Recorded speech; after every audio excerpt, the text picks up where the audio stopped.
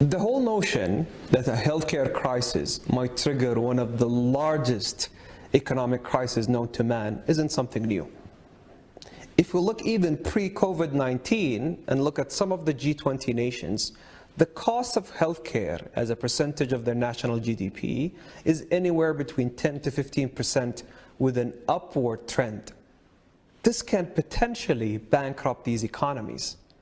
And this is why, under the Saudi G20 presidency, we're bringing back the world to consensus on how we can tackle these biggest challenges and translate them into opportunities. Opportunities that we could realize in the 21st century for all by empowering people, safeguarding the planet, and shaping new frontiers.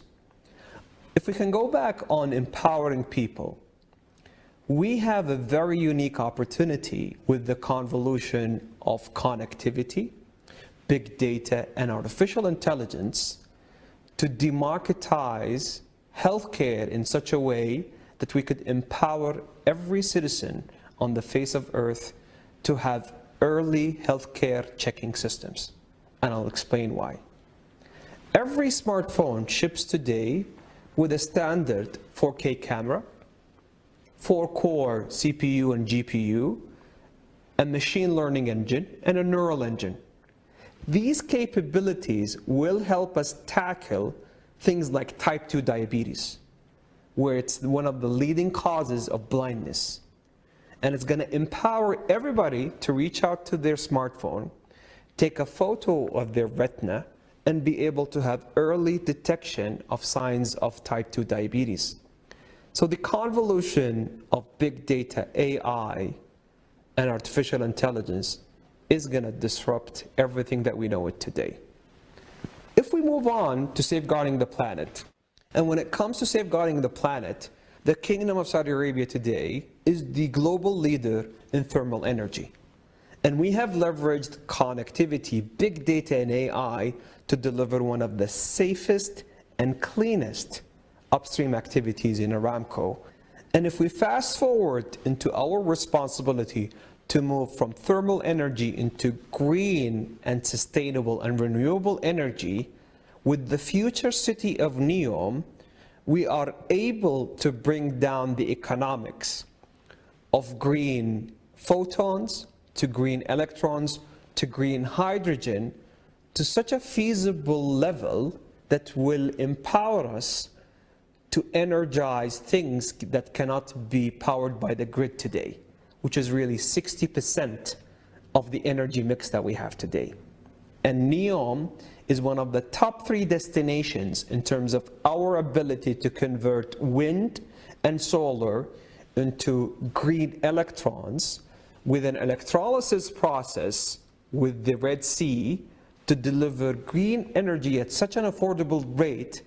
It will help us fast forward green aviation and green maritime transportation, because these things until today cannot be powered by a lithium battery. And if I talk about shaping new frontiers, I am very pleased with the leadership of my colleagues in the Data and AI Authority. They have led the track successfully, in which we drove consensus among the G20 nations to agree on the OECD principles for trustworthy AI. How AI can be inclusive by leaving no one behind.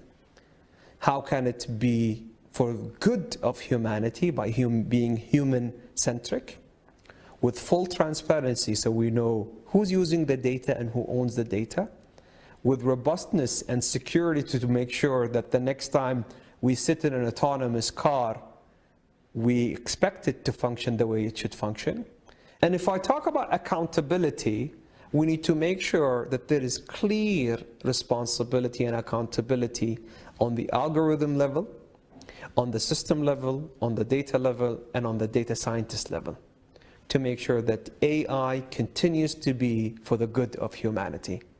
And if we look at these successes and the accomplishments of what my G20 peers have realized, I am fully confident that we are back on track to realizing the opportunities of the 21st century by being laser focused on empowering people, safeguarding the planet, and shaping new frontiers, powered by connectivity, big data, and AI, to help the world switch from survival mode to thriving mode.